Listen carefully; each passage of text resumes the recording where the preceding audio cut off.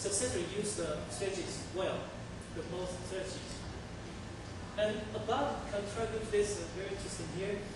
There are the teacher was supposed to retrain from using the strategies, but he offered a problem of cognitive strategies like these four skills: summarizing, predicting, visualizing, and rereading.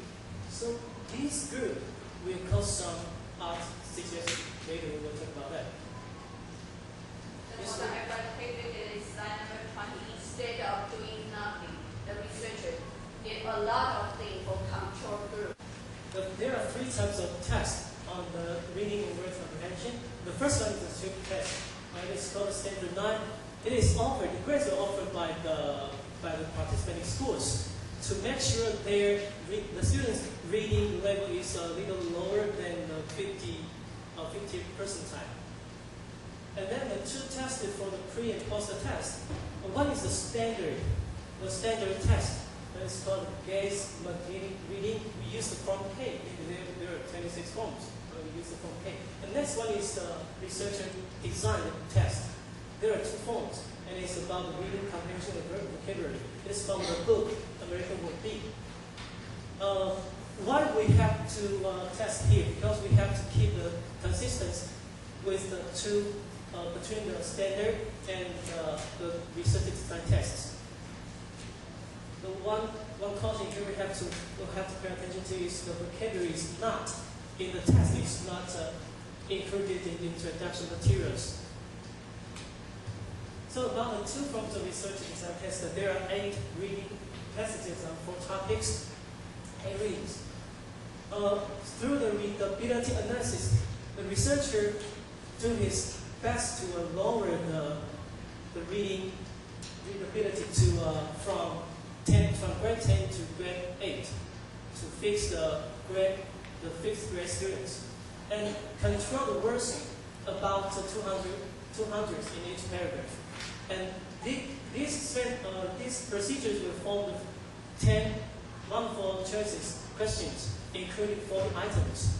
And among them, 10 were for the word comprehension and 30 for the reading comprehension. And the validity, we will have a panel of literacy experts, like including the reading specialties, 5th grade teachers, and professor of academic literacy. And about the readability, we will do a pilot study to test the 2 5th grade classes in the same district, and the cumulative R value is 0.82 is a high reliability. And the other one, the validity is to the comparison, to do the comparison of the standard test and the research design test.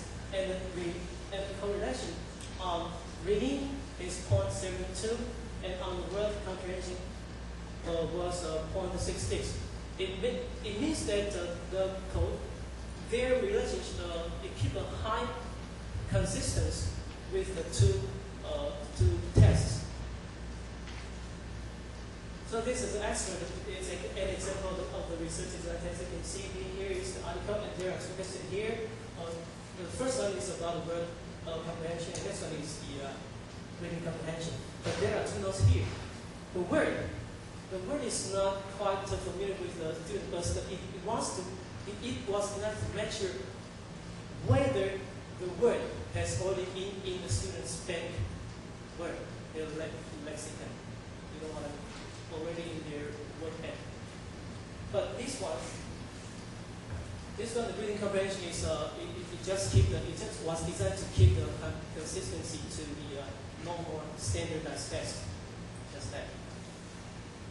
So the results comes the first problem. The participants is the number is reducing from 272 to 193 because there was a flu epidemic in this time, just like us in the session H1.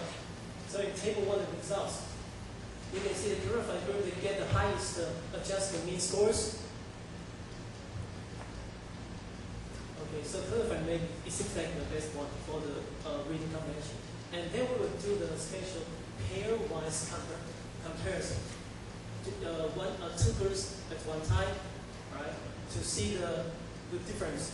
But only the clarified group to the control group has the significant difference based on the common D value, 0.28. And according to my research, common D value will, if it is above 0.2, it means significant, but just a little bit. And the results from the word comprehension, you can see calligraphy also get the highest adjusted means. But here, we have something to focus on is here. The control group. See that? To our expectation, we will expect to get the lower press, but get the second press. Just very high. See that? According to the teacher too, the head has done that, right? And table 4, we also do the pairwise comparison. So you can see all of the clarifying to other 3 groups were significant from the Cohen D values 0.242 to 0.62. And the other results is shown by the quartile analysis. We have 4 quartile groups here. The highest one is means the highest achievement students, right? And then we can see the questioning groups. The first quartile students, they will benefit most from the questioning groups, but not clarifying. But it also shows that the second and the third quartile students, they can verify, or they can benefit most from the verified groups. And then the next is for the word comprehension quartile analysis. As you can see, all the groups, all the 4 quartiles, they will benefit most from the clarifying strategic instruction. But one thing will be cautious here. Okay, the highest achievement students, they can benefit most from both the 2 strategies, questioning and clarifying, because they are high achieving. So maybe that makes no difference for them to different strategies. Here comes the discussion and conclusion. Right, the first one, the practicality of clarifying strategy instruction is good, because we are in the conclusion of the study. It thinks that the clarifying is the most powerful strategies. Why? Here.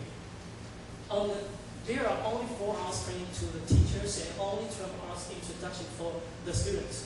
And a special point is, there is one teacher, he just in his